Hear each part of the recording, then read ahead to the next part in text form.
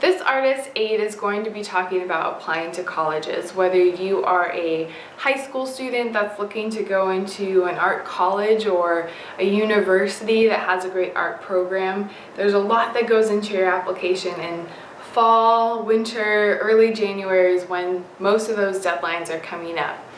Or you could be already graduated with your bachelor's degree and thinking about grad school.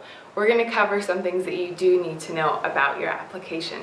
So the best thing to do when you're starting off applying to colleges, if you have a clear idea of where you want to go, that's great, but a lot of students don't. The best sites that you should be looking at is the US rankings for universities. Look at the top 10 schools and apply to a few of them.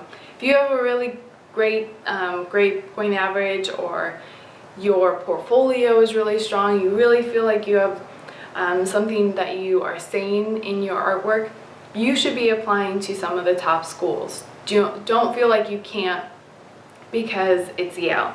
I think everyone applies to Yale hoping to get into Yale. Most people don't, because they only take a handful of students in their art program, but as long as you applied, you can say that you tried. So some of the best sites to look at is US rankings. They'll show you the top 10 in what major you're looking for, or your emphasis if you are looking for a painting-driven school. They'll show you the top listings of that. What I did when I was looking for grad schools is I printed off that list and crossed out every place I knew I didn't want to go. I knew I wanted to be in a big city, so New York, Boston, Chicago, LA, those were all schools that I kept on my list. And then I took that list and researched the schools themselves. So I went to their school website, I looked at the faculty and the alum. Any faculty that really jumped out at me, I highlighted, because these are the teachers that are going to be teaching you, and they're going to be your cheerleaders when you graduate, and you want to really understand what the faculty do. You don't want to be a painter and go to a video art school.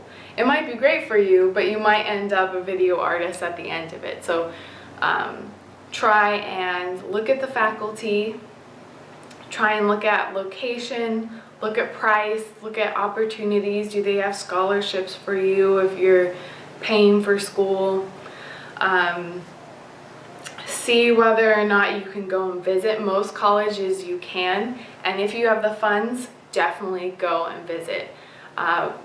One of the best examples that I have is when I was trying to decide between a couple different schools for my graduate degree program. I went to a school in Boston I was thinking about, took a tour, and realized that it wasn't up to the same level as some of the other schools I was looking at as far as the studio space that they offered students. They had a giant room sectioned off by sheets, and that was your studio space, whereas Pratt, you actually got walls. So that was one of a huge deciding factor. So if you can, go visit the schools, and you can even write some of the alum, write the faculty and say, hey, I'm interested in the school, will you give me more information? And most of the time you'll be very excited by them responding, because it will be very helpful. Should a student go to an art college or a university with an art program? There's a couple of things to think about, especially if you're a high school student just coming out of graduating and thinking that they want to be an artist. Going into college is a completely different atmosphere for an artist than it was in high school. And you're still in this transitional phase of figuring out if an artist's life is the life for you.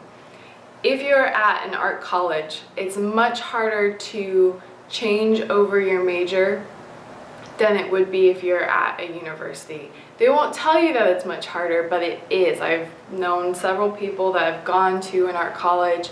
They either don't like the they don't like the faculty, or they don't like the students, they don't like how competitive the atmosphere is, because it's very competitive. You throw a bunch of artists and creative people all in one college, it becomes, it's just a lot going on there. So very competitive. If you don't like it, you can't just switch over into engineering at an art college, because they might not have that major. But at a university, if you get into the art program and discover, maybe I don't want to be an artist, maybe I'm more interested in art history, a university will probably have a stronger art history program than an art school that is focused on the creative process versus the history of art. Or maybe you decide you want to do creative writing. The university probably has a stronger writing program than that art school. So if you're done with your bachelor's degree and you know for sure that you want to be an artist, you are actively making work in your studio, you've survived your worst critique, this is a great time to think about applying to grad school. You can take a few years off, and I would suggest that in between, just to let yourself grow as an artist, to experience being a working artist out of school. And it's really important when you then go back into grad school, you can really appreciate the time. But this is a great time to then consider going to an art school, because you already know for sure that you're dedicated to your art, and now you can go into a competitive atmosphere and survive. Let's talk a little bit about what goes into your application. And this is similar to going to a college out of high school, as well as going into grad school. They ask for most of the same things. So you need a portfolio, you need an artist statement, you need a CV, which is basically your artistic resume, any shows that you've been involved, any awards that you've won, are all things that go into your CV. So hopefully you've been keeping track. And even as a professional artist, you should be keeping track of all of your awards as well. Your portfolio is probably what is going to weigh the most for a committee when they're looking at your application. So it's really important that this is perfect. What you need to do is read each college that you are applying to and see the specific instructions that they leave. Some schools will ask you to photograph your work with the wall showing behind it. And some schools say, no, we want it cropped right to the work. So make sure that you are giving them what they are asking specifically, because if you don't, that's an automatic out for most committees when they're looking at your work. Most portfolios nowadays are all done digitally. You are going to send in an application that has digital files on it, or you're going to fill out your application online and submit it to the school then. Unless you're a finalist at Yale, you probably won't be bringing in your artwork for the faculty to see, unless you're going for a scholarship. I had to bring in my work for a few scholarships for the committee to actually see, but most of the time your application process will be only based on your digital files. Some schools ask for 15 to 20 images. This is typical.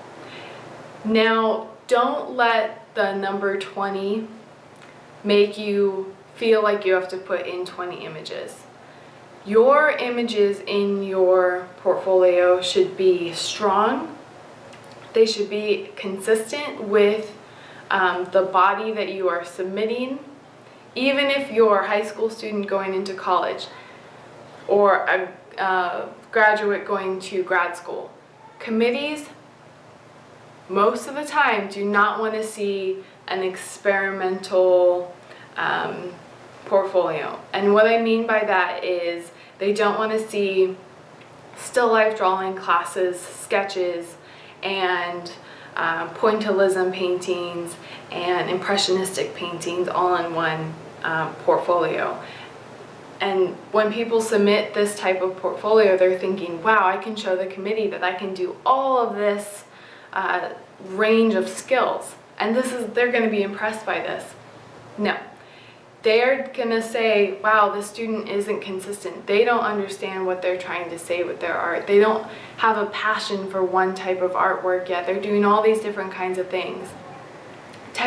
Technically, you might be great, but the committee for scholarships, going into college and grad school, they want to see that you're passionate about something. So pick one thing, think of it as you are curating a show, and that show has a theme. Only pick the things in your portfolio that has the same theme. Whether they ask for 20 and you only have 10 images that have that theme, only submit the 10 images. Your portfolio will be stronger if it's consistent, goes with the theme, goes with your artist statement, and it feels like you have this burning passion to do this type of artwork. The committee will be inspired by that. They'll say, we need this artist because this artist has to do this work. They're focused, they know what they want to do, and what we can do as a school will be to drive them more to where they can make that passion successful art. If you're all over the place, the committee says, come back to us later when you have a clear vision of what you want to do. Do you hire a professional photographer to take photos of your artwork for your portfolio, or do you not? Here's an exercise. Take 5 pieces, photograph them yourself, also take those same 5 pieces and hire a photographer to photograph them as well. Then take an honest look at whether yours are up to the same level as the photographer. You might be a whiz with the camera. If you are, go for it. Take your photos of your pieces yourself. If they're not as high quality as the professional photographer, use the professional photographer. Now, when I was doing it, I had maybe 12 large-scale paintings that I had photographed professionally, and it cost me about $500. It was so worth it. Another element in the application process is writing a letter of intent. Why do you want to go to art school? Why do you want to go to this school? What do you want to do when you're in this program? Make sure you know. Make sure that you're researching the school and whether you want to go to that school because there's a faculty member that you really want to work with, or the location is where you feel you need to be. Do some research, not a whole lot of research, but research the certain elements of the school that you really are attracted to and put that in your letter of intent. Let's talk about your artist statement. Now, this is equally as important when the committee is looking at your portfolio of work. They want to make sure that you are understanding the creativity and the artwork that you are making and can put it in words. Because most of the time in your college career, you are going to have to defend your artwork. People are going to pick it apart in critique, and you have to be able to stand there and say, well, this is why I did this. In my artist statement, this is what I'm really trying to focus on. And people can say, yeah, that's working, or yeah, that's not working. I see this instead. So your artist statement should go in several different phases. You shouldn't just, well, it's great if you can, but most of the time your first draft will not be your final draft. You should write out your draft and give it to your art friends and your teachers and your relatives. Anyone that kind of understands your artwork should be reading it, and anyone that really understands your artwork should be critiquing it and letting you know what's working and what's not working. Some basic do nots is don't make it super long. Your artist statement should maybe be a paragraph.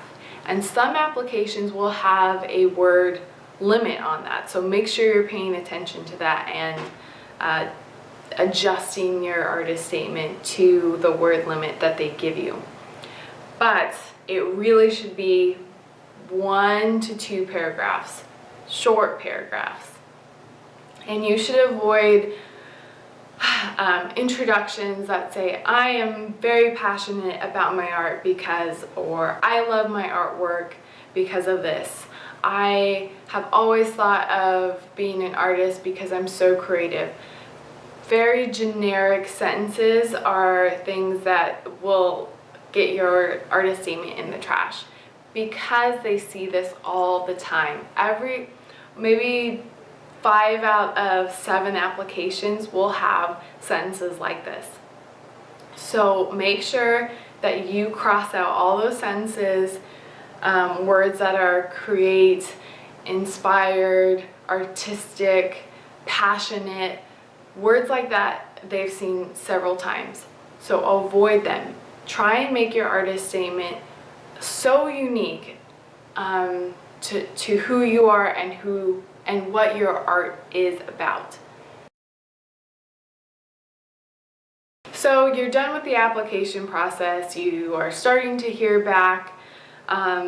What's that process like? Some schools will accept you right away, no questions asked. Some schools will ask you to come in for an interview. Go in for the interview. I know it's nerve-wracking, but bring your artist statement, bring your CV, bring maybe some, if you have a book that has samples of your artwork or a CD with your artwork on it. They will tell you what to bring to your interview, but make sure you're also taking this seriously. They want to see someone who's passionate. Practice answering questions about your artwork. Sit in front of the mirror and ask yourself about how you grew up and why you're doing art and what do you want to do while you're in the program, why that program. That's a big question that they'll ask you, is why do you want to go here? Make sure you know why you want to go to that school.